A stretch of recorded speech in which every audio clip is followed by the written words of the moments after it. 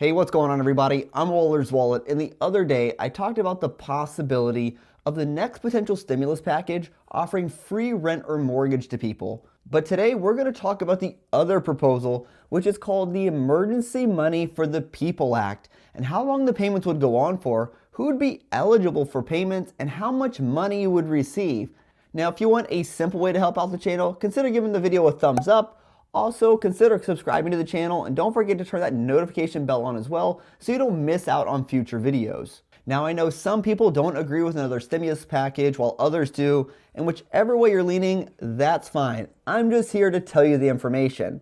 And this proposal has some similarities to the CARE Act, but it is a more substantial offer for people. So let's go ahead and get into it. Now, this proposal is not meant to be a one-time payment. The proposal is to be a 12-month payment period, unless after the 6th month of payments being distributed to people, the employment to population ratio is 60% or better for people the ages of 16 years or older. And according to the Bureau of Labor and Statistics, at the end of March in 2020, the employment to population ratio was at 60%. And we'll have to see what happens at the end of April, but with unemployment numbers increasing, it will most likely be under 60%. So I really do view this bill as a 6-month payment period with the option to extend up to 6 more months. Because really, we don't know what the economy and the employment situation will look like 6 months after this bill were to potentially pass. Then as far as payments being sent to people, there are quite a few options here, including direct deposit, a paper check, prepaid debit cards, and electronic transfer apps like Venmo, PayPal, Zelle, and possibly a few others. And I think this is pretty good that there would be more options for payments, since hopefully that would mean fewer issues in people getting their funds, especially for people who need their money quicker or people who avoid banks due to those fees. And unlike the mortgage and rent proposal, not every person or family would be eligible to receive money. Because first, you need to be a U.S. citizen or resident. You need to be 16 years of age or older as of January 1st of 2020. Then there would be income requirements to receive money as well. And this is being based off your 2019 adjusted gross income. And a quick and easy way to find your adjusted gross income, you can look on line 8B of your 2019 tax form. Or if your 2020 income could make you eligible to receive payment, you could submit 2 consecutive months of pay stubs. Now, with the current proposal, if you were someone who was unemployed in 2019 or you're currently unemployed, you would be eligible to receive a stimulus check as well. And if your adjusted gross income for an individual who is 16 years or older is less than $130,000 or $260,000 for people who filed jointly, then you would receive the full amount of money.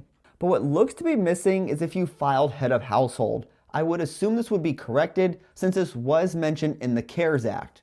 And if your adjusted gross income is over those limits, then you would be subjected to the phase out and your payment would decrease by $5 for every $100 you're over that adjusted gross income requirement.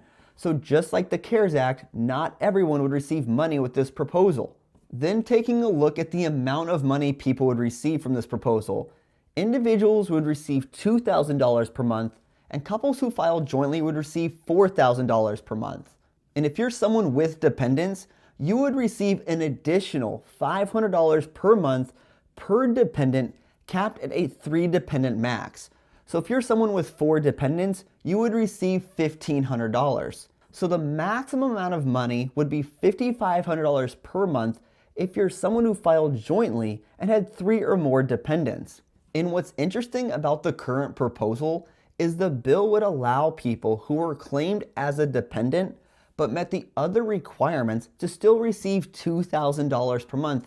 At the same time, the parent or guardian would still receive that $500 credit.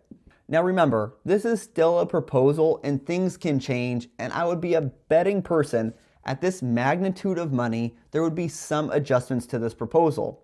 And for some reason with the current proposal, I just can't see someone being claimed as a dependent, but also getting a full check as well. It just seems like a weird double dip that would be adjusted at some point. But I think the government sees with record unemployment numbers that a single payment may not have been enough, and they're looking for ways to help people get through this tough time. So tell me, what do you think of this proposal? Hey everyone, thanks for tuning in this video. If you want to help support the channel, a simple way would be use links on the website or in the description below. And if you know somebody who could benefit from this video, feel free to share it with them. And until next time, safe travels and take care.